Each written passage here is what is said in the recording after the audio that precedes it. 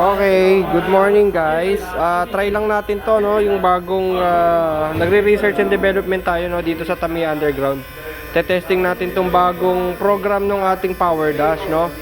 So right now, itong power dash na to is, let's say, 36,000. Tama ba? 36,840. Ayan, no. Itatry natin siyang patakbuhin sa trucks. Kasi may niluluto akong bagong program. Syempre, bago natin siya i-out sa market, te-testing muna natin siya, no? So, ang gear natin is power, same yung power natin. Power, tapos 5-1 ang gear, no? So, ikakabit ko lang, tatayo ko lang yung camera para makita nyo maigi.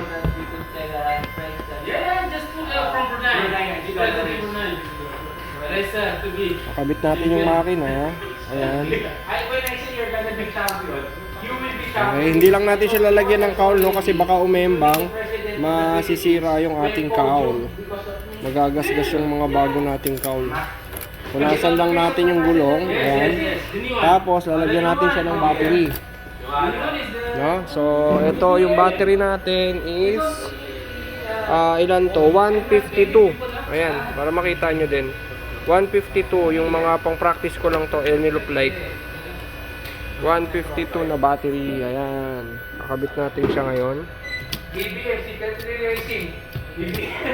Ayan, subukan nating i-one hand lang. Ayun, sige, testing natin siya ngayon sa trucks. So, syempre, bago natin to out sa market, kailangan ma-try muna natin siya, no?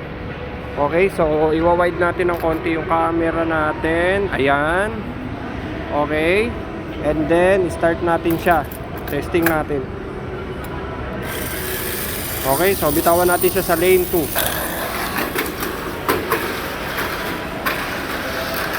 Wow, maliksi.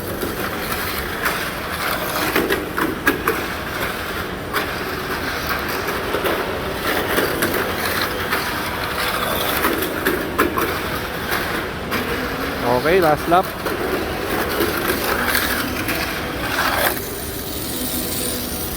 Tingnan natin siya, no? So, ayan. Tatapusin pa natin yung research and development for today. And then, i-out na natin siya sa market. Okay, so sa mga kailangan ng power dash, i-update ko po kayo later, okay? Ayan. This one makes the... Okay, bye-bye.